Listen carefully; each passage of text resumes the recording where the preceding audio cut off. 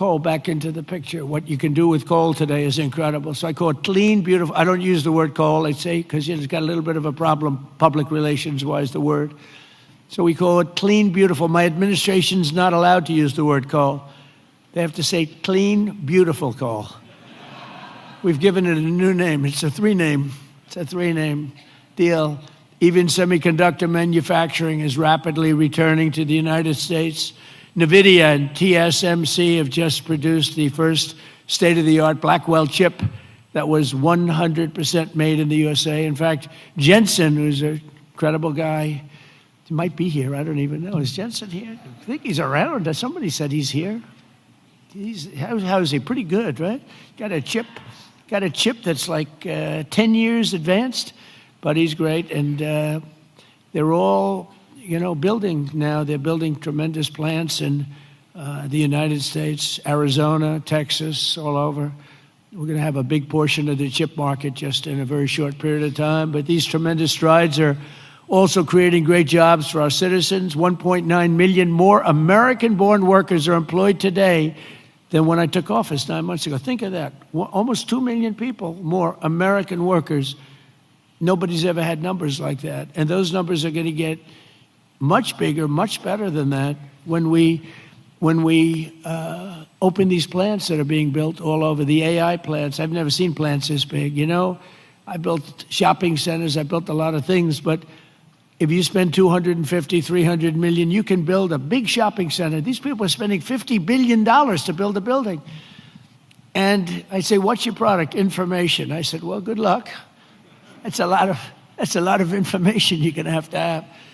But, they're the smartest people in the world are doing it, and they all think it's great. All I can do is make it easy for them. And what I've done, one of the things that I'm most proud of, because I thought of it like every, country, our electricity production, our energy production is not, it's not, nobody ever saw this kind of a revolution with the AI.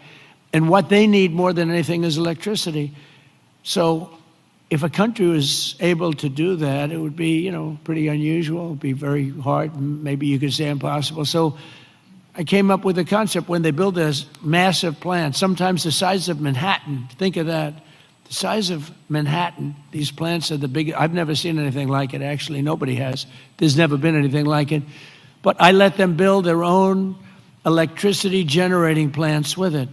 So they're building their own electric. They're sort of becoming an electric producing company in addition to all of the other things that they produce, including information. And what they're able to do is start immediately. We're giving them very fast permits. We're no longer having them wait for 10 years, 12 years, 15 years prior to rejection. They'd go 15 years and then they'd get a vote, a rejection.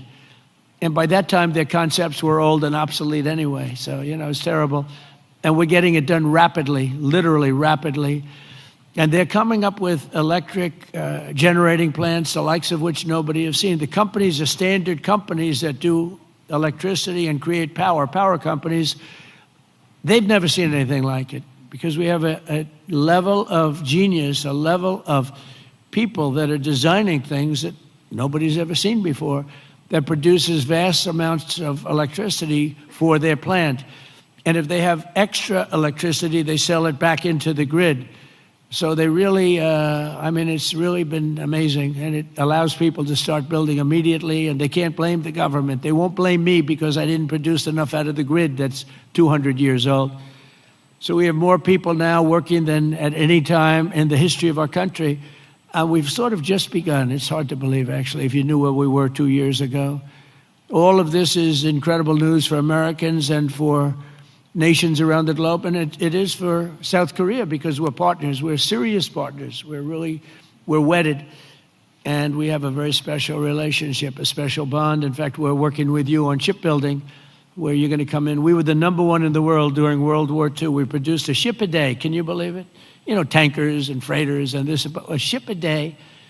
And today we're not really building ships, and we're going to start, and we're going to have a very thriving shipbuilding industry, and we're working it with South Korea very much so. In fact, some of the people in this room, they bought the Philadelphia shipyard. I think it's going to be one of the most successful yards in the world, anywhere in the world. It's great.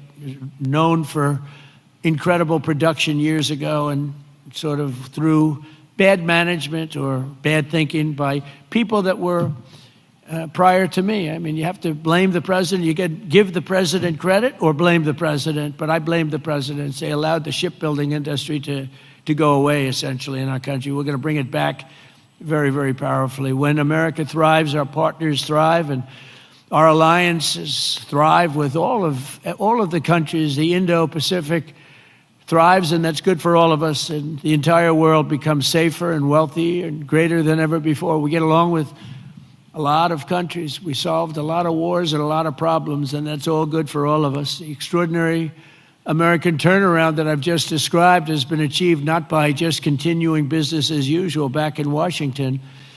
If I didn't win the election, and we won it in a landslide, we won by tremendous numbers. I had a whole thing too big, you have to say, too big to rig. We didn't want any rigging. We had these great polls going in. I said, don't believe the polls. Pretend we're 1 point down. Always assume we're 1 point down, and everybody voted. We won in a landslide. We won all 7 swing states. You have to win the swing states, and we won all 7, which is something that rarely happens. But to win the popular vote by millions, we won everything you can win. The Electoral College by a tremendous amount. We won in counties. They have counties, thousands of counties, and we were 2,700 compared to 525 actually. So think of that. We were 2,750 compared to 525. And that's why the map shows all red. Red being Republican, not something else. Red being Republican. Only a few people understand that one. My administration has rejected the old model of incompetent government that punished success and rewarded failure and made building anything almost impossible. When you come into our country, and many of you are doing that, but when you come into America, you're going to get service like you've never seen before. Quick permits, and we want safety, we want great environmental, we want everything good, but it's going to go quickly. We're rewarding those who build and create and hire and invest in the USA, and we're making America the best place on earth to do business, and that's what it's become very quickly. We have some wonderful people. Lee Zeldin at Environmental, he's incredible. He gets the right result quickly, and he makes sure that people do the right thing. But we will have the best tax rates, the lowest energy costs. We have the lowest energy. We have tremendous amounts of energy, more than anybody else. We have the most oil and gas and coal, more than any other nation on earth. So that's a big advantage that we have over others. We have the lowest regulatory burden. In my first term, we cut more regulations than any other administration in history, and we're going to do about the same level right now or more if we can. The most advanced technology and the fairest trade deals anywhere in the world. And for decades before I took office, our country was run by legions of bureaucrats who were always looking for a reason to say no. Why? How can we say no? They wanted to say no. They thought that was their job, and it's really just the opposite.